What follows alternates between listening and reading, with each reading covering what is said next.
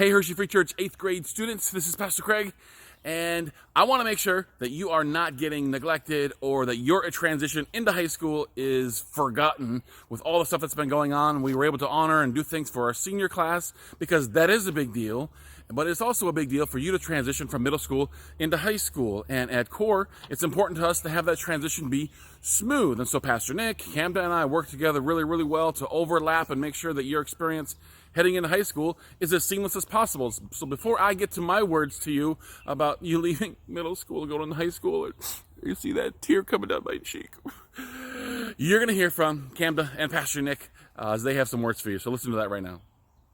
Hey, incoming 9th grade class, Pastor Nick here. I am so excited to have you joining us this fall for High School Core. I can't wait to have you with us and to be a part of all the fun stuff that we have going on, but also to continue to walk with you as you journey in your relationship with Jesus.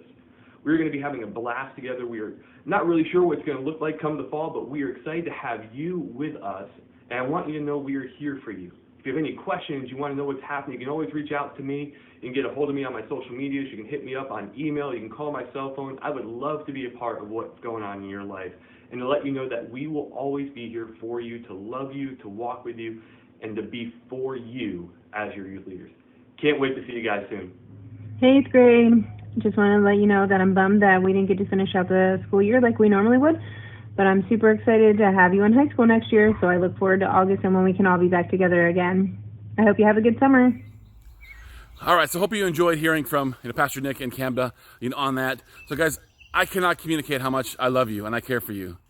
And it does pain me that we could not finish the year that way that I would have loved to have finished the year, with you. And I'm going to miss you going into high school for sure, but I'm not going to be a stranger, and don't be a stranger. But it is important that you move on to what high school has to offer. And I'm going to read a couple things. So I made a list of things that you would have experienced through middle school. In 2017, it would have been the fall retreat was Grafted, the first year that we went to Camp Orchard Hill and talked about that. And the summer trip that year, we were going to be going to Baltimore, if you remember, but because of all the gang activity back then, we ended up going to Washington, D.C. through Center for Youth Missions with CSM.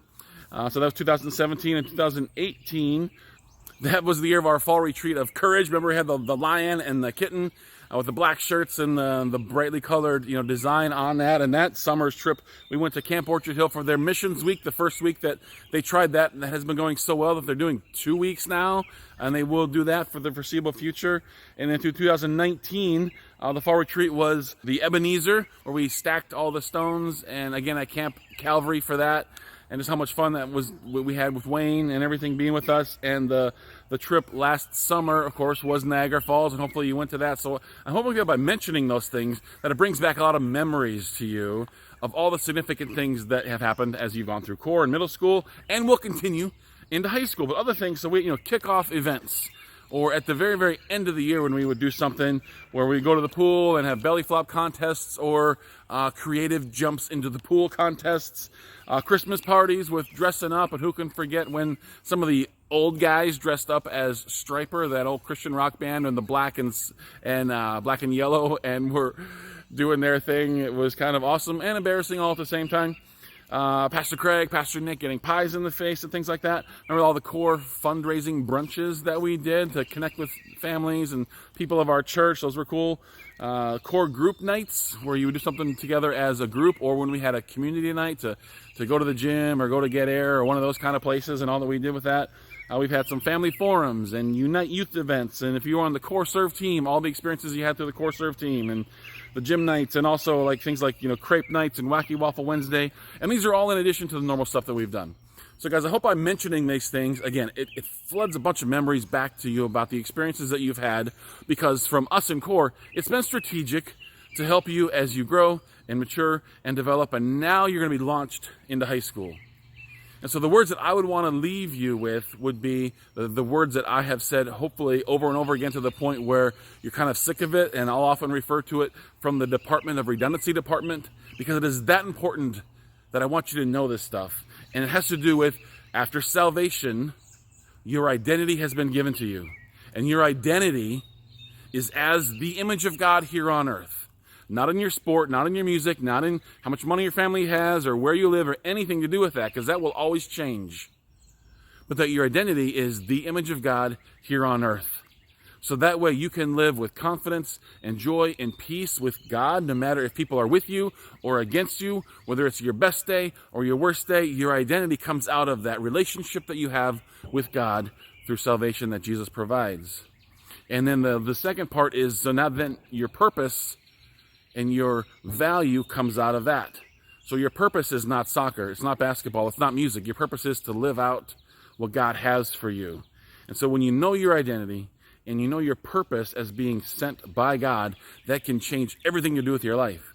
So now as you go into high school, for some of you, things may have a major change if you're changing schools. For some, it might be the building just right down the road or right next to the middle school. No matter what, there's going to be changes, and I really want you to have a solid rock foundation that's rooted in salvation, rooted in your identity, and rooted in the purpose that you have as a result of those things.